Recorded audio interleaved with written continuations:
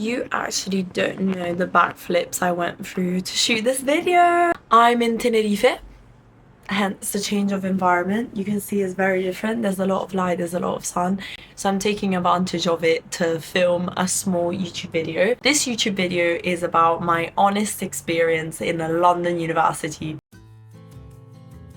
First of all, the course I'm doing, I do medicine at Imperial College London. I'm a third year medical student. What that means, half of the time, if not all of the time, I am in hospital. I went into medicine for some certain reasons. You can see from this channel that I'm pivoting slowly away from medicine. No hate towards the profession, and it's not the classic YouTuber doctor that is trying to pivot out of medicine. I think I've been clear from the start that I want to pivot out of medicine. Medicine itself, it's taught brilliantly at Imperial. I think the teaching is very good, apart from a couple of wishy-washy lessons, not interactive enough for our students. But the course itself is taught so well. At Imperial is taught with a hybrid of group-based, learning, then lectures, and then you have certain smaller tutorials in which you really hone in into certain medical conditions and certain topics. The actual hospital experience is a bit different. I think that's when people start realizing that they don't want to go into medicine and they don't want to become doctors. So in that case, that for me has been a bit different. I found the actual hospital experience really hard. I'm gonna be really honest, I study a lot, but also I try to be efficient. But even with my method, I'm very overwhelmed with medicine. Third year is arguably more chill than first and second year. This is because you can kind of be a bit more independent with a hospital placement. So actually it does get better if you're a med student. It does get better, even though fifth and sixth year in medicine at Imperial are known to be especially hard years. What I would say of medicine at Imperial is that the research aspect is really good. You get to research a lot in second year, but you also get to take up so many research opportunities in your free time. So overall, it kind of balances out, you get to do stuff of medicine that is quite important and not just a traditional course. About the topic of people at university, this is a bit of a difficult topic, I'd say, because it's very mixed and it's very subjective. It's very dependent on you. I personally had quite a difficult time in first and second year. I didn't really find the people who I clicked with at the start, and it's not really the fault of the people. I think it's just because Imperial is quite an academic university and I really didn't fit into the academic environment. It's not that I don't study. I like studying and I really enjoy education, but I just don't do it. I don't do it every day, and I think the high emphasis at Imperial is that. At Imperial, there's a lot of societies, and there's both medicine and non-medicine societies, so there's a great chance of meeting people based on your interests. Especially medicine has a lot of sports, cultural and academic societies, so if you want to make friends, there's a really easy way of making friends. To really make the most out of a society, it's about really sticking to it and really going to all of their social events. That has been my experience. I say my top tips are that it takes time. For me, only in third year or end of second year, I really started finding my people and people who I really clicked with. And now I'm living with lovely girls who I consider my closest friends at Imperial. And there's a lot of other lovely people that come to our house all the time.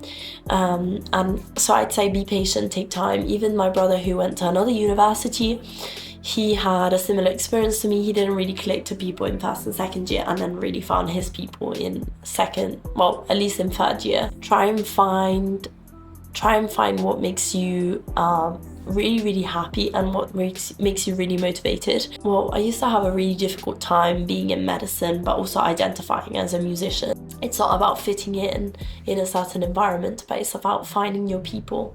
And finding your people is finding what your real passion is, and then the people will just follow.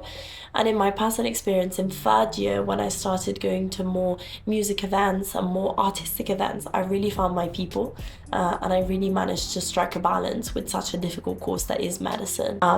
Medicine is hard, as is any course at Imperial College London, so I'd say you really need a solid social life.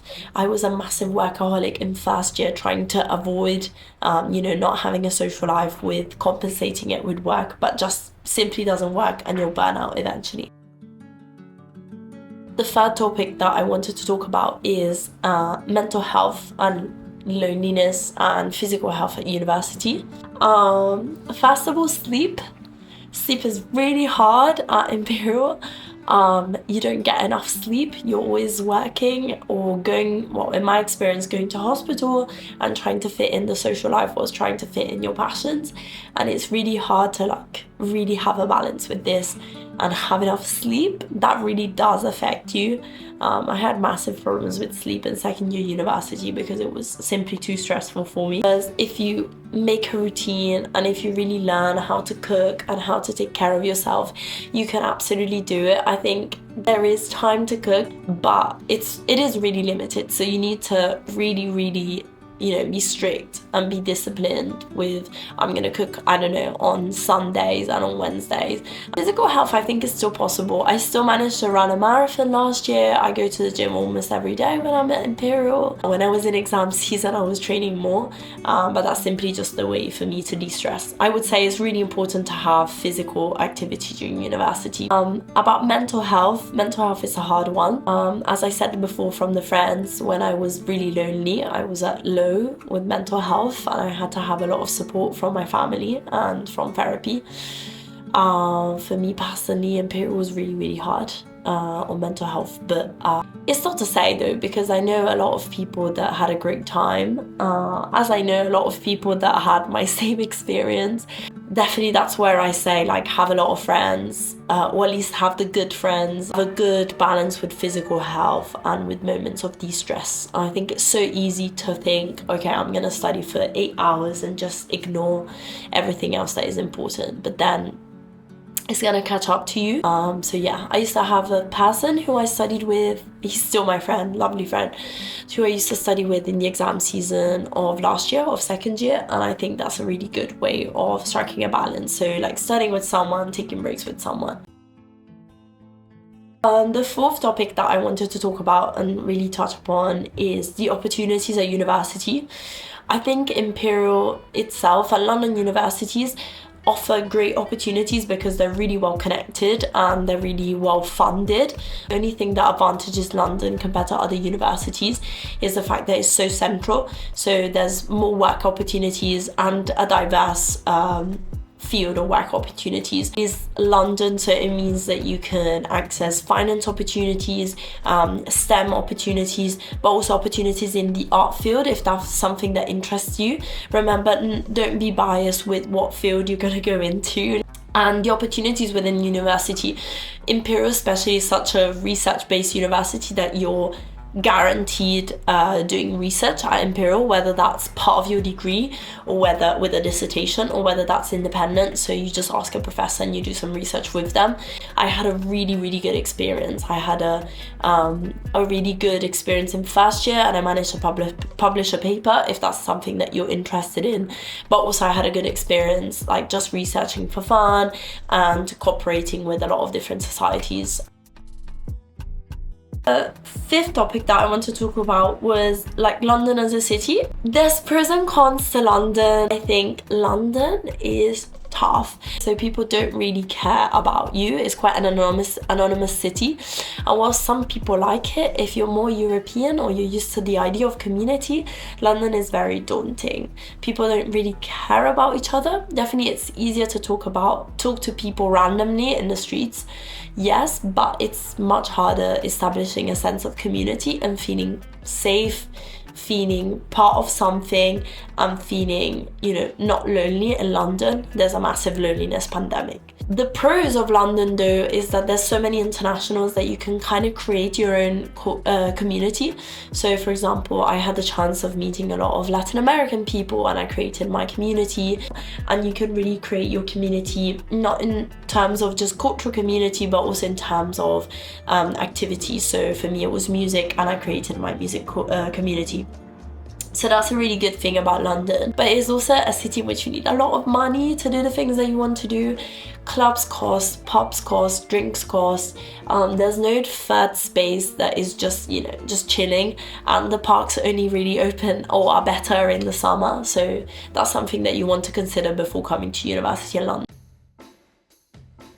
Sixth topic that I wanted to talk about was being in your 20s. Being in your 20s in such a big city that is London is really mind-blowing. I definitely change a lot as an individual, as a person. You're constantly changing in your 20s, and I feel like London is a big catalyzer of this change. Whether that's a good thing or a bad thing, I think change is always good, especially in the 20s. And I feel like London really makes you come out of your shell and understand who you are, because there's a lot of periods of loneliness and a lot of periods of having to go out of your way to meet people and to form your community. As I said before, I came to London and I was so disappointed, and it took a massive toll on my confidence.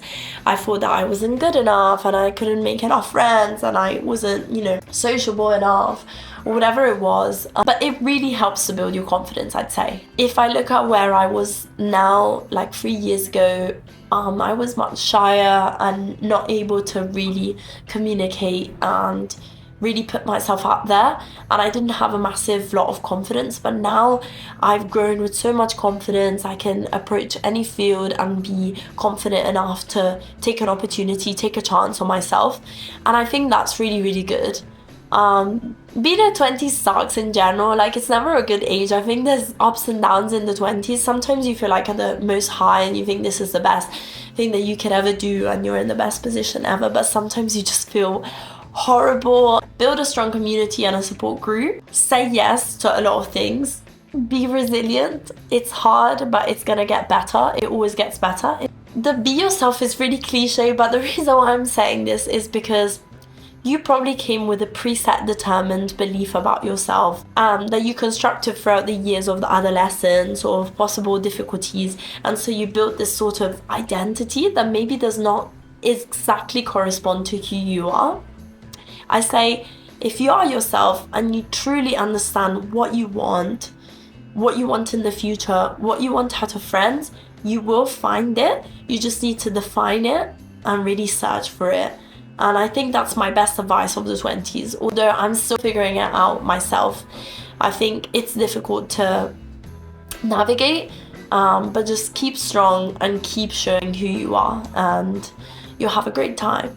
So yeah, that's a little bit about universities in London. If you want the specific of Imperial College London, leave a comment below and I will definitely make a whole video covering Imperial College London. Hope you enjoyed the video and I'll see you soon.